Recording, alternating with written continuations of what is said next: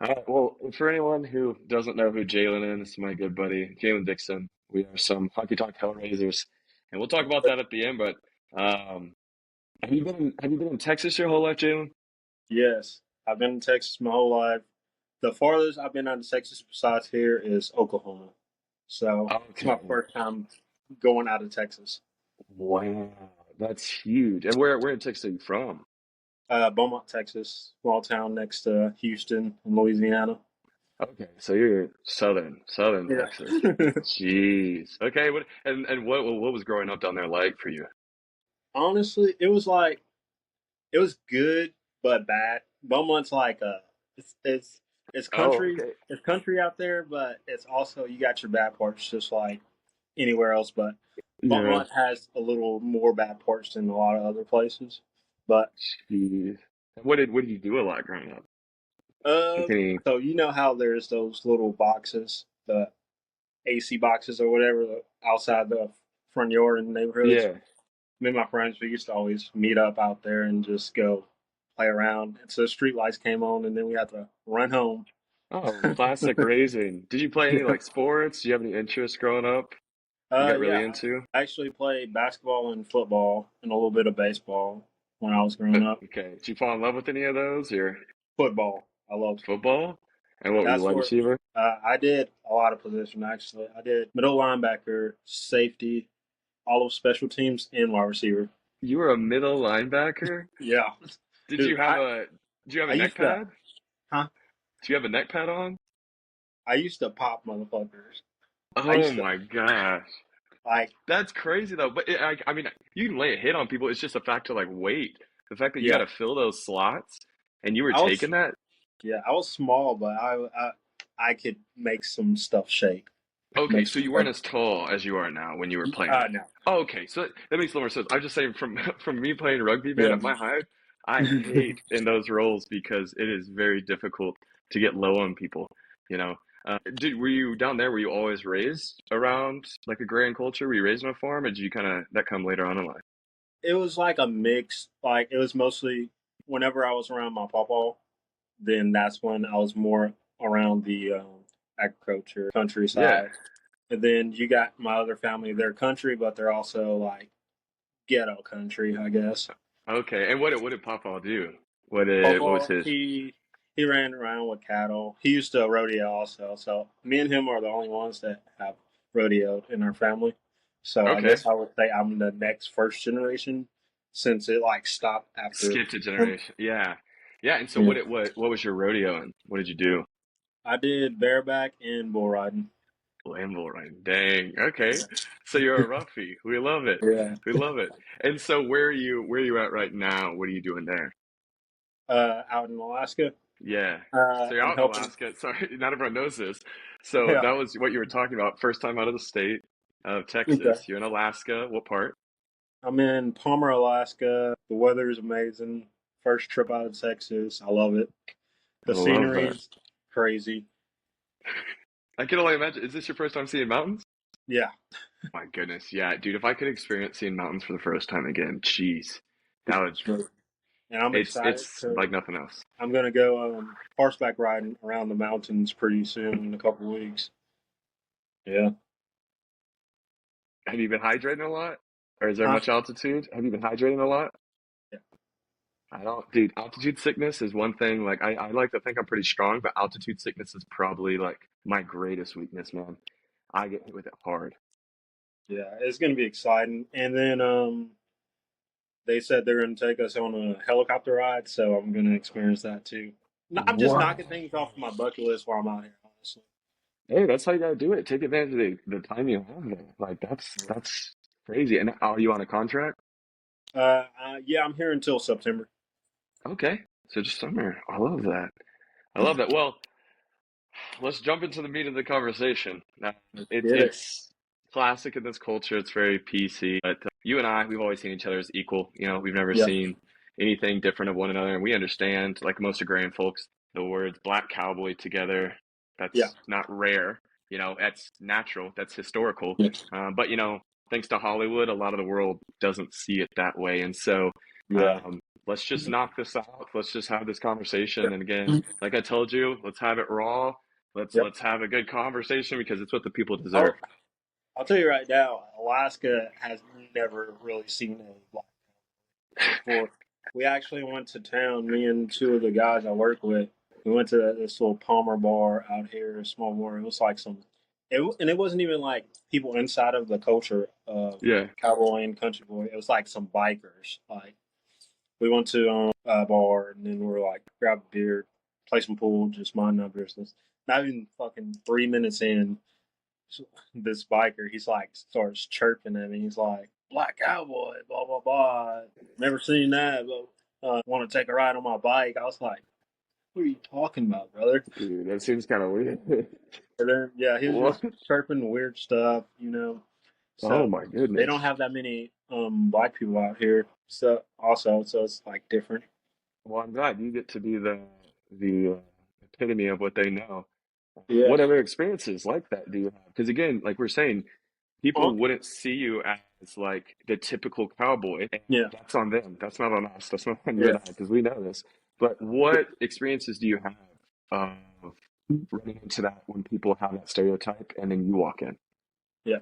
Honestly, I haven't really had that many of those experiences. If it did come from somewhere, it never came from inside the culture. It always came from someone outside of it. I feel Okay.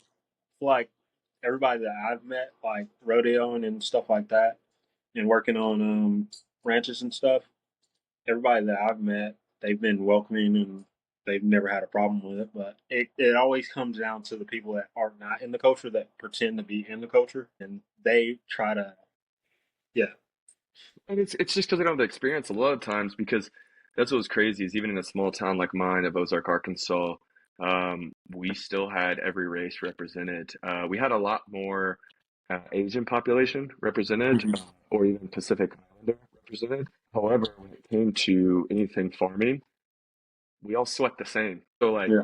if you're not working your hardest, we judge you then. And Yeah, yes, there was racist everywhere. There's racist yeah, in the small town. There's racist in Dallas when I moved there. There's racist everywhere I've been. They're just not right. around me. They're not in my circle, so I don't hear it much. And so that's why I, I was interested to hear from you. And that's I love to hear that though. It's the same thing, not just in my small town, but everywhere that people see work ethic. They see Mhm. value in your hands, and they see value in your word, and that's it. You know, Yeah. and so you've experienced more outside the culture than in, and why do you think that is? I feel like you see from what where I know is that cowboys really don't really see color. They see like what you said, how hard you work, what your passion is, just Hmm. doing this day by day, sticking to it, not being someone that just I don't know. I feel like the cowboys they understand that it comes in all colors. Cowboying comes in all colors. People outside of that don't understand that that's how it is nowadays, and that's Hmm. how it was back then. They just didn't see it as much as now.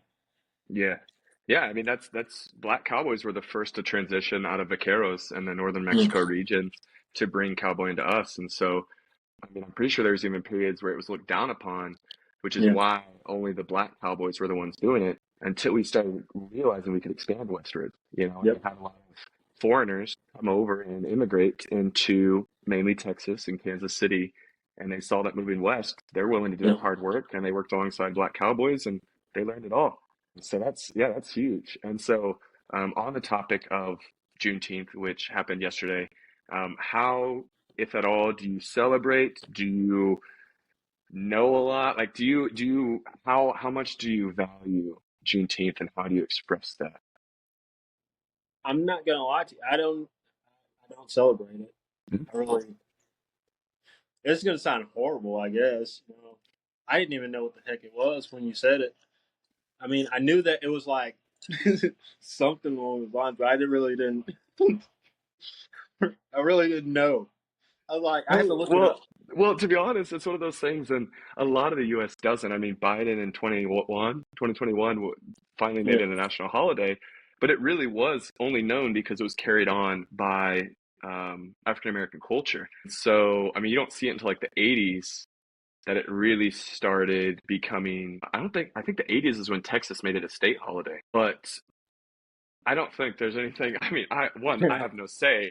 I don't think there's any discredit to not knowing. It's the fact that you carry yourself a certain way, and that's what I've seen though is how now that you have studied a little bit or seen about the details of it, you Yeah. know, and how it affected Texas, and Mhm. you know, those 2 to 3 years of continuing what the war was fought for, but yet that carried over still into Texas. Do you think that affects our culture today with cowboying and how we live, you know, you and I?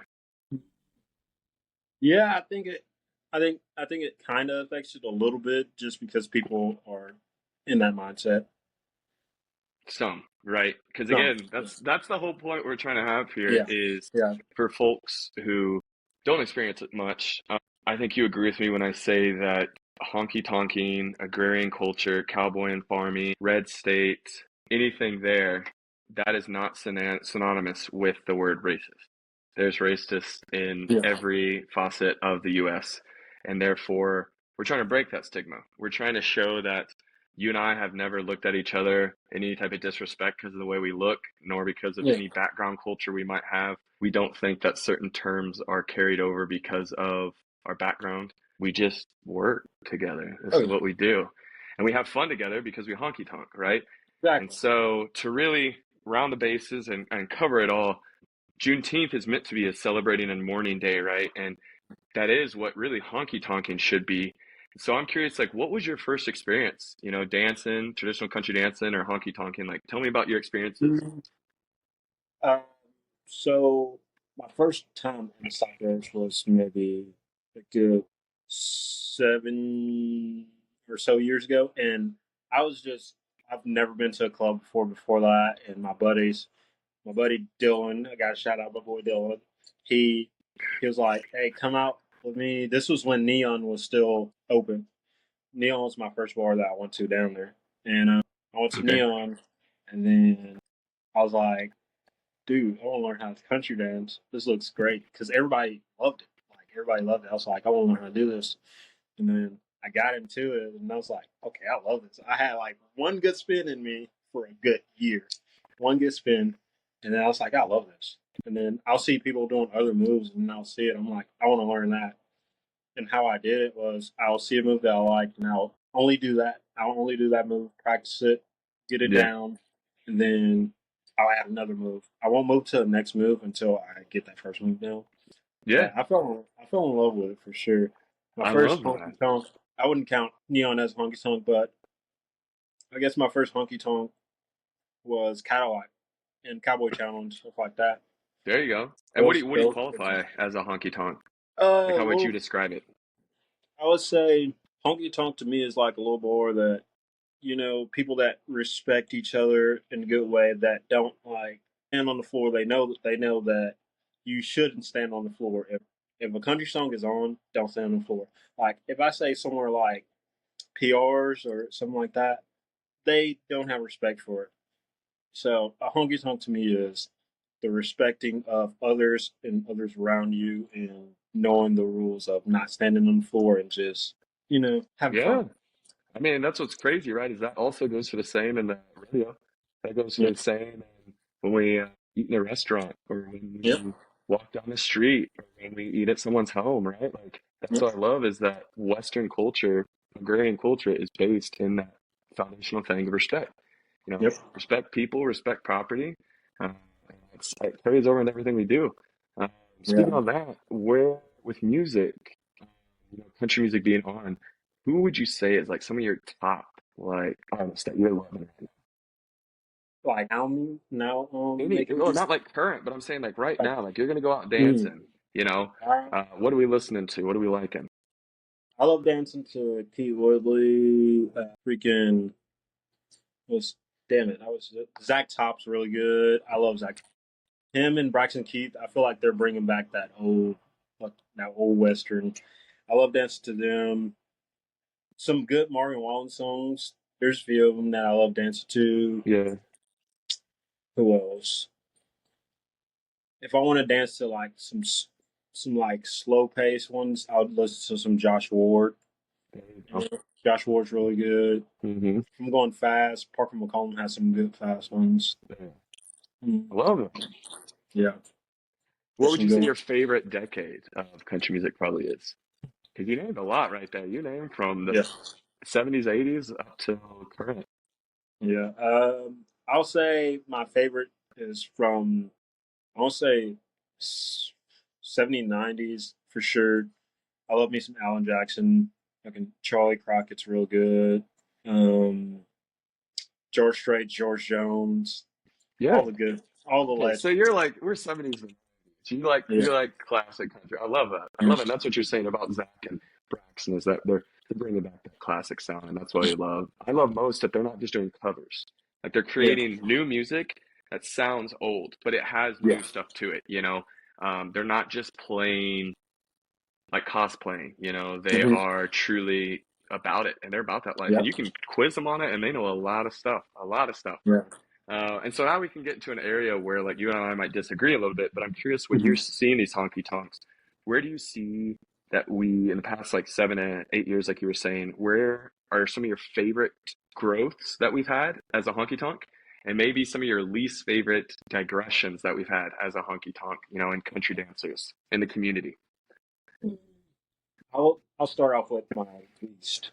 Like, I hate that they play rap and other stuff way more than country music in the stockyards Okay. at these bars because I come out to country dance and I'm like, okay, I love to like dance, get live with my boys, but I love to country dance way more, and I come out to country dance. So Yeah, I would love it if they played mostly country. Like they can still play of rap and course. stuff, but at least play more country. Like you're in the Yeah. stockyard, people come down for that experience.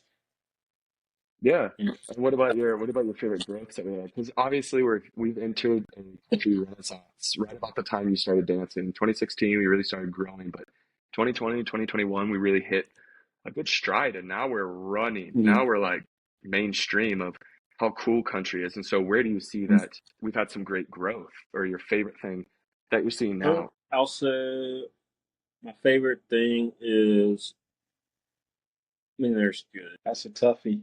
That's a tough one. Well, I think you'd agree with mine because I'm loving that I'm hearing, even in the stockyards, I'm starting to hear like Zach Top being played. Like this Yeah. new country music, they're not just playing 2000s country to make it seem like they're pandering. They're Hmm. playing like the new stuff, and it's good. Yeah. Okay. Yeah. So I I think agree. I Yeah. completely agree with you that it's two sides of the same coin. That on one side, for too long, we have pandered to the tourist, even in the Hmm. stockyards. To me, the last kingdom of cowboys, we've pandered, and but also on the flip side, we have started playing new good music. Everything people Yep. are just kind of tapping into it, and I'm even seeing like Billy Bob's. They'll have line dancing nights and they'll play a lot of hip hop. However, I used to only go when they played live music because I did not like the music they played. Like the DJ would just play hip hop, but now they're playing some decent music. I'll have to go check it out because I only go for concerts. Like live music, that's all I go for. Yeah, I'm about to go So tonight to other than Paul that, Wall. yeah. You went to We'll see. Paul I'm going to Paul Wall tonight. We'll see Wall? how Okay. he does. Okay. Dude, Well, because they have so many rules there. It's so stupid, and I think that's what made me just not want to go there unless it's a concert, like a good concert. I yeah, remember I go in, I have my sheath on, and I don't have my knife on because I already know the rules. You can't have a knife, and I'm dancing. This guy, he comes up one of the bodyguard things, and he's like, "You gotta take your sheath off." I was like, "My knife's not even in it, dude." And he's like, "Well, I don't care. You gotta take it off." I was like, "Okay, whatever." And I take off my belt, go on the dance floor, take my sheath off, and then all the other workers, they're like, "You didn't have to do that." He's just going around and he's all mad today or something and just messing up people's night, I guess. I'm like, jeez. whatever, dude. Yeah, that's what's latest is there was Josh Turner. He always has a bad crowd come out that just doesn't know honky tonk etiquette.